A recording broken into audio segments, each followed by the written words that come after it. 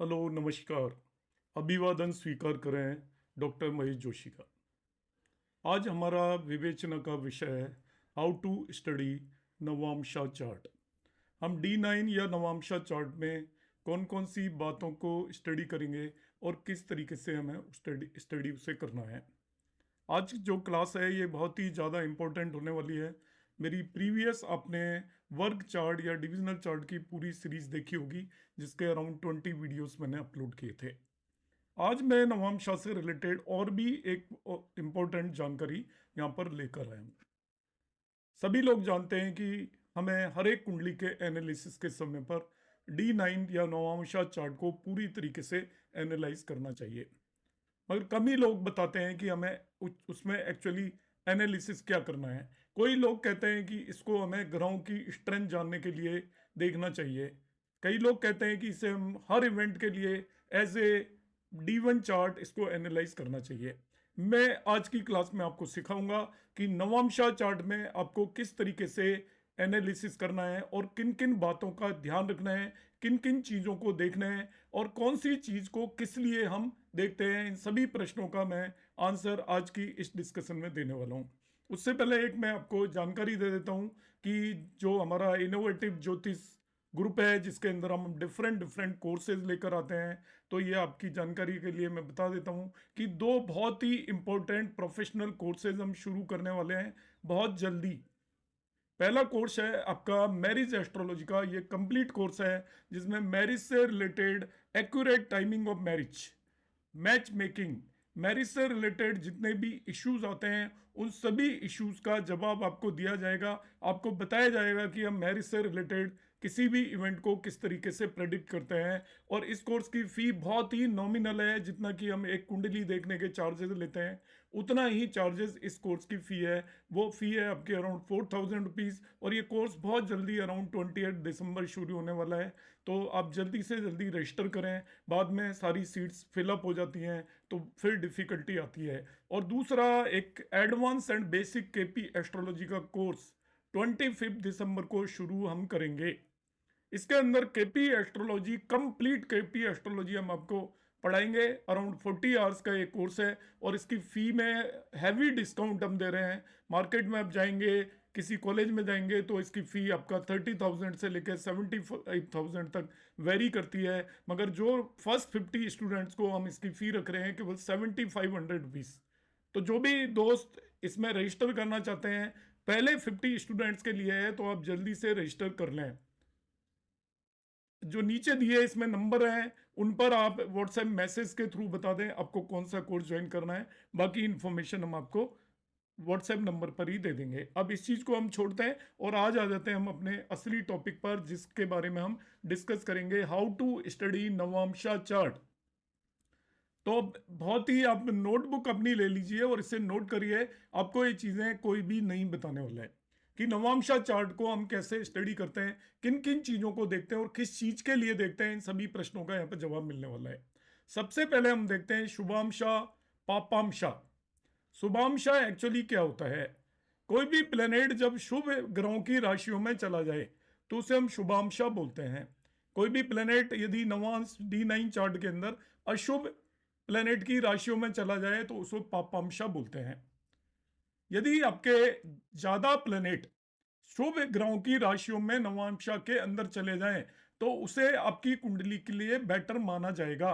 वो आपकी कुंडली को इंप्रूव कर देता है यदि आपका D1 चार्ट कमजोर भी है। मगर D1 चार्ट के अधिकतर प्लेनेट D9 चार्ट के अंदर शुभ ग्रहों की राशियों में चले गए तो आपकी लाइफ के अंदर इवेंट्स के अच्छे होने की पूरी संभावना रहती है।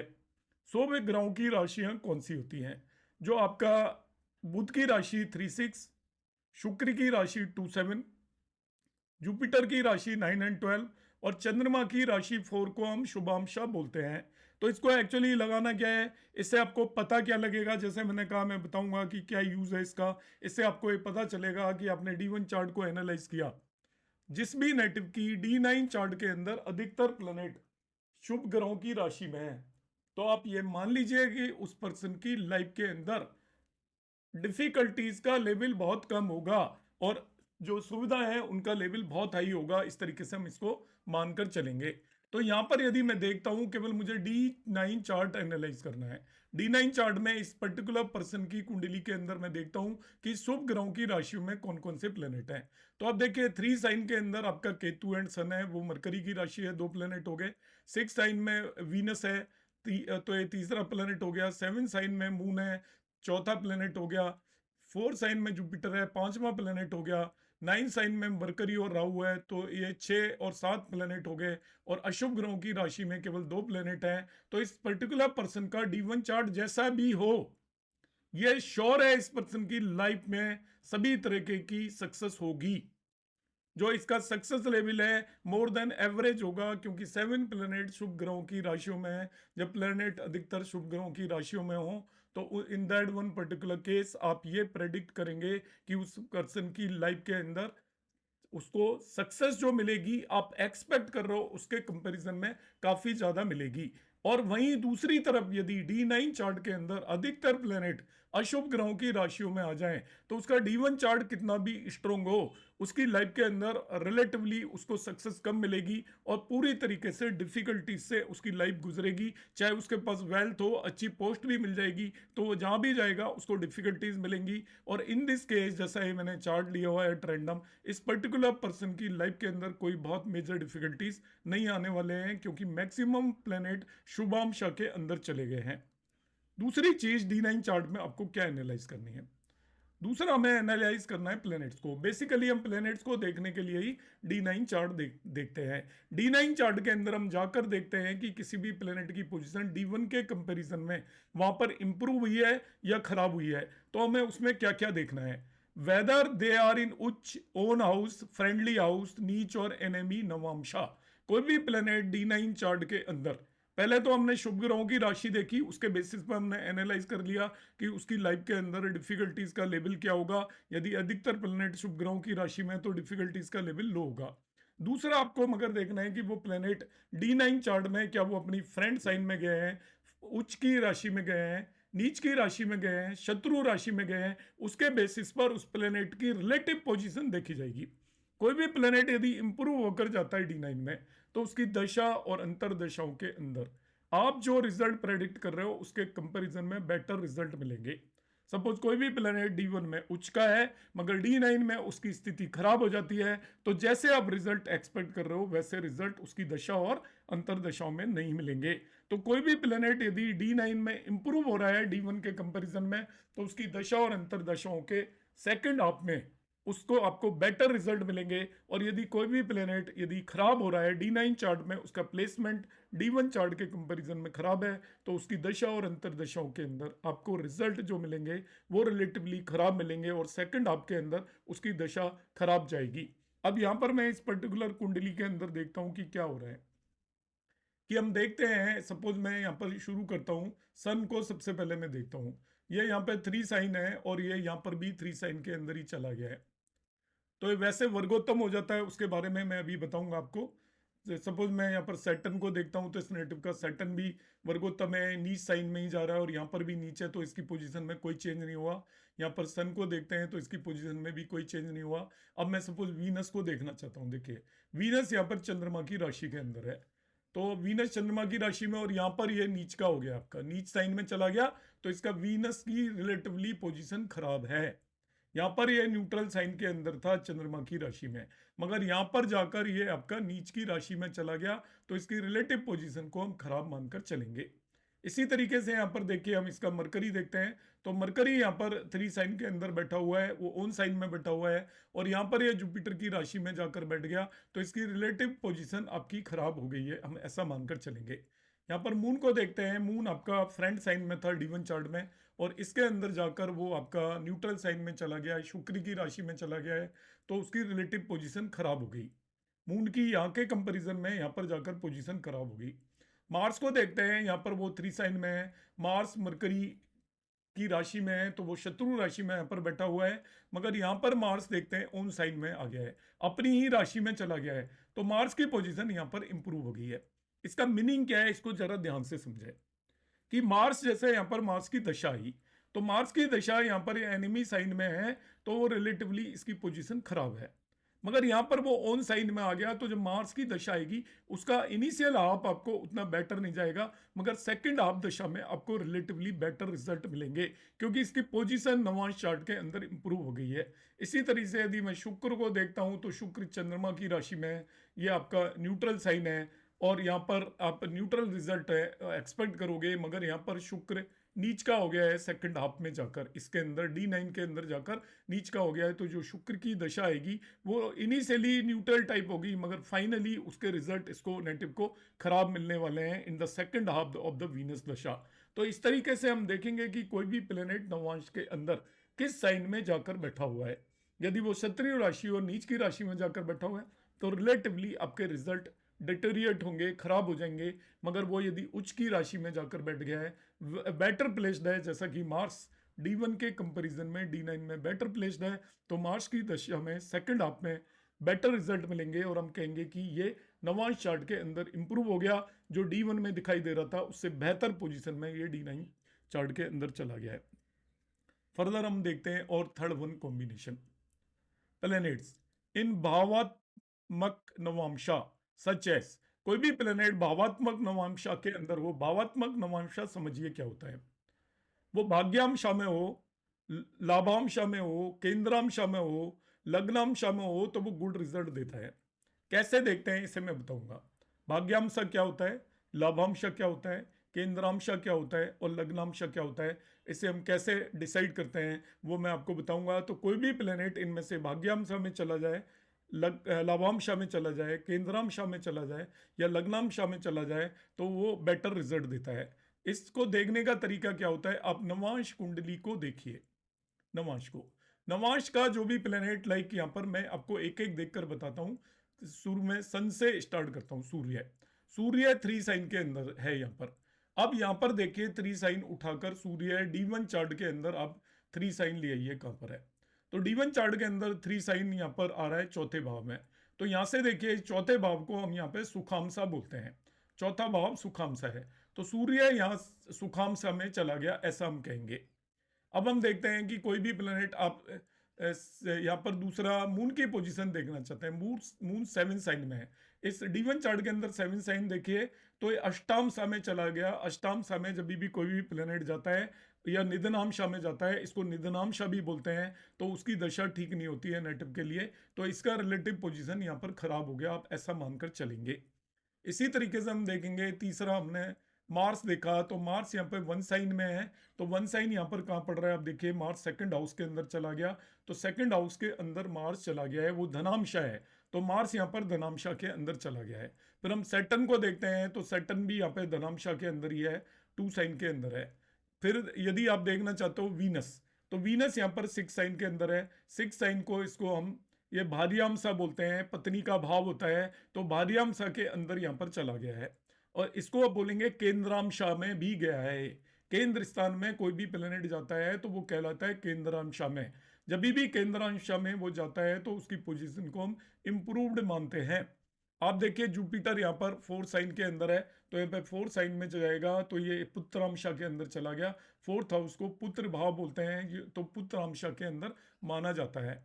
इसी तरीके से यदि आप मरकरी को देखोगे, तो मरकरी यहाँ पर फर्दर केंद्रांशा में चला गया, 9 साइन है, वो केंद्र स्थान है। तो कोई भी प्लेनेट यदि लाभांशा के अंदर जा रहा है, लाभांशा में यहाँ पर कोई भी प्लेनेट नहीं है, कोई भी प्लेनेट आपका केंद्रांशा में जाता है तो उसकी पोजीशन को इंपॉर्टेंट मानते हैं, भाग्यांशा में जाता है तो भी इंपॉर्टेंट मानते हैं। यहाँ पे कोई भी प्लेनेट भाग्यांशा में नहीं है।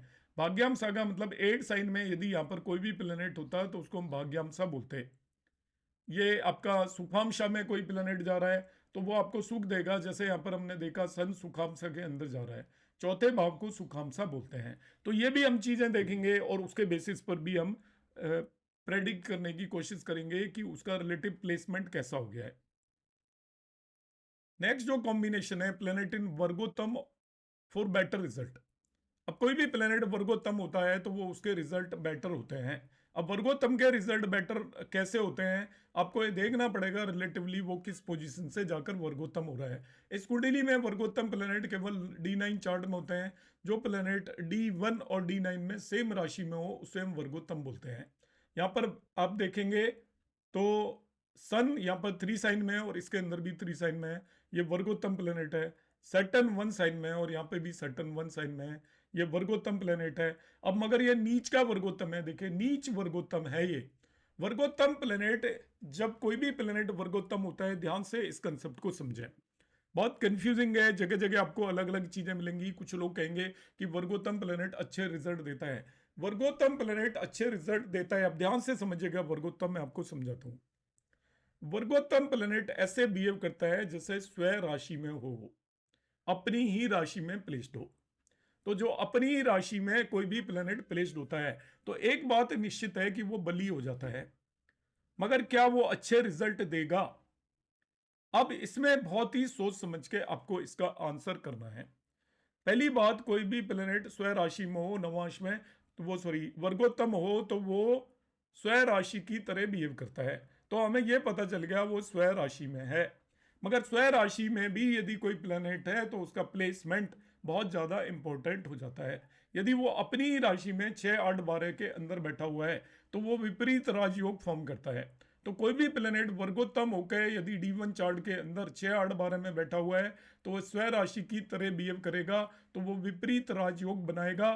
तो विपरीत परिस्थितियों में भी आपको राजयोग जैसे रिजल्ट वो दे देगा। तो देखिए, नीच का होकर भी वो आपको विपरीत राजयोग के रिजल्ट देगा यदि 6, 8, 12 के अंदर वो बैठा हुआ है। वो किस भाव में बैठा हुआ है ये बहुत इंपॉर्टेंट है। स्वयं राशि के अंदर वो यदि केंद्रीय त्रिकोण में बैठ गया, वर्गोत्तम हो गया, तो वो केंद्रीय त्रिकोण के लॉर्ड की तरह आपको रिजल्ट देगा। सपोज वो वर्गोत्तम होकर 5वें भाव में या 9वें भाव में बैठ गया, तो आप ये मान के चलिए कि 5th लॉर्ड वर्गोत्तम है या 9th लॉर्ड वर्गोत्तम है। तो 9th लॉर्ड वर्गोत्तम होना मतलब स्वयं राशि में बैठना बहुत ही इंपॉर्टेंट है, आपको भाग्य को बहुत प्रबल कर देगा। तो जो वर्गोत्तम, सभी प्लेनेट एक जैसे रिजल्ट नहीं देते। वर्गोत्तम कई तरीके के हो सकते हैं। उच्च वर्गोत्तम हो सकता है, स्वयं राशि वर्गोत्तम हो सकता है, नीच वर्गोत्तम हो सकता है, डिफरेंट राशि वर्गोत्तम हो सकता है। वर्गोत्तम का मतलब केवल D1 और D9 में सेम राशि होना है। यदि वो उच्च राशि वर्गोत्तम है तो वो बहुत इंपॉर्टेंट हो गया। मगर वो उच्च राशि वर्गोत्तम है, मगर वो छठे भाव के अंदर D1 कुंडली के अंदर बैठा हुआ है, तो उच्च का होकर वो D1 कुंडली के छठे भाव के अंदर बैठा हुआ है। तो छठे भाव के अंदर जब वो बैठ गया उच्च का होकर, तो उच्च का प्लेनेट 6, 8, 12 के अंदर उतना बेहतर रिजल्ट नहीं देता। तो इन चीजों को आपको प्रॉपरली इंटरप्रेट करना है वर्गोत्तम का। मगर इन जनरल आप ये इंटरप्रिटेशन कर सकते हो कि जो भी प्लेनेट वर्गोत्तम होता है उसके अंदर बेटर रिजल्ट देने की कैपेबिलिटी होती है, क्योंकि वो ऐसे बिहेव करता है जैसे अपने ही साइन के अंदर बैठा हो। अब आ जाता है 5th concept, planets in 64th नवमशा for timing of event. 64th नवमशा वेरी इंपॉर्टेंट होता है। 64th नवमशा निकालने का तरीका क्या होता है? आप 64th नवमशा ऑलवेज देखिए कि आप D9 चार्ट के अंदर मून की पोजीशन देख लीजिए। मून से चौथे भाव तक काउंट करिए, 1, 2, 3, 4। तो ये आपका 64th नवमशा लॉर्ड हो जाएगा। जैसे इस नेटिव के लिए सैटर्न इज द 64th नवमशा लॉर्ड। 64th नवमशा लॉर्ड की जब दशा होती है, टाइमिंग ऑफ पेमेंट का मतलब जब इसकी दशा आएगी तो 64th नवमशा लॉर्ड हेल्थ से रिलेटेड इश्यूज आपको देगा। तो आप टाइमिंग करना चाहते हो कि हेल्थ की प्रॉब्लम कब आएगी, 64th नवमशा लॉर्ड की जब दशा आएगी तो डेफिनेटली आपको मेंटल या हेल्थ प्रॉब्लम्स आने वाली हैं। तो ऑलवेज जब भी आप नवमशा को एनालाइज कर रहे हैं तो 64th नवमशा जरूर देखिएगा। नेक्स्ट कंसेप्ट है आप प्लैनेट्स इन पुष्कर नवमशा for higher status in life. तो पुष्कर नवमशा में जो भी प्लेनेट होता है, पुष्कर नवमशा, वो प्लेनेट की क्या खास बात होती है? पुष्कर नवमशा में जो प्लेनेट जाता है वो जनरली बेनिफिक प्लेनेट्स की साइन में जाता है। मेनली जुपिटर और वीनस की राशियों के अंदर वो जाएगा आपका। तो आपको मालूम है जब वो जुपिटर और वीनस की राशियों में यदि कोई भी प्लेनेट जाएगा तो अभी मैंने बताया था उसको शुभांशा भी बोलते हैं, उसका प्लेसमेंट बेटर हो जाता है। इसलिए वो हायर स्टेटस इन लाइफ के लिए यदि जो भी प्लेनेट यदि पुष्कर नवांश में जाता है और यदि उसका प्लेसमेंट ठीक है D1 चार्ट के अंदर, D1 चार्ट के प्लेसमेंट को कभी मत बुलाइए। ऑल दो वो पुष्कर नवांश में चला गया मगर D1 के अंदर उसका प्लेसमेंट अच्छा नहीं है तो उतना बेटर नहीं माना जाएगा। D1 में भी प्लेसमेंट अच्छा है और वो पुष्कर नवांश के अंदर चला गया तो वो अपनी दशा और अंतरदशाओं के अंदर आपको हाई स्टेटस देगा, हायर स्टेटस इन लाइफ देगा। So this the combination for higher status in the life, ये आप ध्यान रखकर चलेंगे। फर्दर नेक्स्ट कॉम्बिनेशन अभी मैंने बताया था निदानांशा एंड अष्टांशा for mode of death and life period. Actually कोई भी प्लेनेट जो निधनांशा या अष्टांशा के अंदर चला जाता है, मैंने अभी बताया था निधनांशा में कैसा होता है कि अभी इस नेटिव का जो मैंने बताया था, मून इज इन निधनांशा। देखिए मून यहाँ पर 7 साइन में है, तो 7 साइन को जाकर बैठती है। देखिए वो 8th हाउस में है, तो 8th हाउस में चला गया, तो मून इज इन निधनांशा में यहाँ पर चला गया है। ये इसका मोड ऑफ डेथ बताएगा उस नेटिव का, किस तरीके से उसकी डेथ होगी, इस प्लेनेट पर डिपेंड करेगी, मून पर। और दूसरा आपको ये बताएगा कि उस पर्सन की लाइफ क्या होगी। तो जो भी प्लेनेट आपका निधनांशा में चला जाता है, वो उसकी मोड ऑफ डेथ या उसका लाइफ स्पेन को इंडिकेट करता है। तो आपको जब भी किसी का लाइफ स्पेन देखना है, वो इस प्लेनेट पर डिपेंड करेगा जो प्लेनेट निधनांशा के अंदर गया है। निधनांशा के अंदर का मतलब होगा, आप सीधा ही देखिए डीवन चार्ट में जो 8th हाउस के अंदर राशि है, उसके अंदर कौन सा प्लेनेट बैठा हुआ है, उस प्लेनेट को हम निधनांशा में बोलते हैं। वो उसकी दशा और अंतरदशा बेटर नहीं होगी उस नेटिव के लिए। यहाँ पर उसको आप डैश से लिंक ना करें, मगर वो उसकी दशा और अंतरदशा में उस पर्सन को हेल्थ से रिलेटेड इश्यूज आ सकते हैं। नेक्स्ट एंड लास्ट कंसेप्ट जो आपको इसके अंदर देखना है, वो ये देखना है आप राशि तुल्य नवांश और नवांश तुल्य राशि बना सकते हैं to know the result of the transit of major planets. Major planet का मतलब होता है जुपिटर और सैटर्न। आपने क्या करना है, राशि तुल्य नवांश बनाना है। राशि तुल्य नवांश हम किस तरीके से बनाते हैं, उसको बनाना बिल्कुल सिंपल होता है। आप ये करिए, D9 चार्ट है, इसको D9 चार्ट के प्लैनेट्स को D1 चार्ट में रख दीजिए। आप D1 चार्ट ले लीजिए एज इट इज। लग्न 12 रहेगी। अब लग्न यहाँ पर 12 है, तो आपको यहाँ पर राशि तुल्य नवांश बनाना है। सपोज मैं लग्न 12 भी ही रखूंगा, और 12 लग्न रखने के बाद जो प्लैनेट जिस साइन में गए हैं D9 में, D1 के प्लैनेट्स को हटा दीजिए, यहाँ से मिटा दीजिए इन सबको, और D9 के प्लैनेट्स को उन्हीं राशियों में रख दो। जैसे मैं मरकरी को 9 साइन में रख दूंगा, राहु को 9 साइन में रख दूंगा, इसी तरीके से सैटर्न और मार्स को 1 साइन में रख दूंगा। यहाँ पे सैटर्न मार्स को भी यहीं पे रख दूंगा। इसके बाद केतु और सन को यहाँ पर 3 साइन में रख दूंगा। इसी तरीके से जुपिटर को यहाँ पर 4 साइन के अंदर प्लेस कर दूंगा। वीनस को 6 साइन के अंदर प्लेस कर दूंगा। मून को 7 साइन के अंदर प्लेस कर दूंगा। तो जो चार्ट बनेगा उसको राशि तुल्य नवांश बोलते हैं। राशि तुल्य नवांश से आपको मेजर प्लैनेट के ट्रांजिट को आप देखिए, तो आपके और भी बेटर सटीक रिजल्ट आपको मिलने वाले हैं। ट्रांजिट वैसे ही देखना है जैसे हम देखते हैं। आप राशि तुल्य नवांश बनाइए और उस पर लगाइए कि करंटली कौन सा प्लैनेट कहां पर ट्रांजिट कर रहा है, वो किस भाव को इन्फ्लुएंस कर रहा है, किस प्लैनेट को इन्फ्लुएंस कर रहा है। उसके बेसिस पर आपको रिजल्ट आप प्रेडिक्ट कर सकते हो यूजिंग द राशि तुल्य नवांशा। तो इस तरीके से आज की क्लास में मैंने बताने की कोशिश की है कि हम D9 चार्ट से किन किन इंपॉर्टेंट बातों को ध्यान रख सकते हैं, किन किन चीज़ों को किस तरीके से देखना है, प्लैनेट के प्लेसमेंट को किस तरीके से देखना है, उसकी स्ट्रेंथ को कैसे एसेस करना है। यदि उसका प्लेसमेंट D9 में इंप्रूव हो गया है तो वो रिलेटिवली स्ट्रोंगर हो जाता है, हम ऐसा मानकर चलते हैं। और उसका D9 में प्लेसमेंट यदि वीकर हो गया है तो वो रिलेटिवली वीकर हो गया है। जो मेन टर्म्स यहाँ पर यूज की जाती है, पुष्कर नवांश यूज की जाती है। पुष्कर नवांश में जो भी प्लेनेट जाता है वो आपको हायर स्टेटस की तरफ लेकर जाता है। वर्गोत्तम जो होता है वो स्ट्रोंगर हो जाता है, मजबूत हो जाता है वो प्लेनेट। इसी तरीके से हम देखते हैं शुभांशा में चला गया, वो भी बेटर बेटर माना जाता है। इसी तरीके से हमने यहाँ पर देखा था कि जो भी प्लेनेट यदि केंद्रांशा में चला जाता है, भाग्यांशा में चला जाता है, वो भी प्लेनेट आपको लाइफ के अंदर बहुत अपनी दशा और अंतरदशा में ग्रोथ देगा। तो आप केवल नवांश के बेस पर D1 चार्ट को देखे बगैर, only on the basis of Navamsa, उस पर्सन की लाइफ के बारे में बहुत कुछ प्रेडिक्शन दे सकते हो। और हर एक केस में हमें नवांश चार्ट को पूरी तरीके से एनालाइज करना चाहिए। तो उम्मीद है आपको ये कंसेप्ट समझ में आए होंगे। जिन दोस्तों ने एंड तक ये इस वीडियो को देखा है वो इसको लाइक और शेयर करना ना भूलें। यदि आपने अभी तक चैनल सब्सक्राइब नहीं किया है तो आप चैनल को सब्सक्राइब कर लें, जिससे कि सभी वीडियोस आपको टाइम पर मिलें और आप नई नई नई जानकारियों से परिचित हो। नमस्कार, धन्यवाद।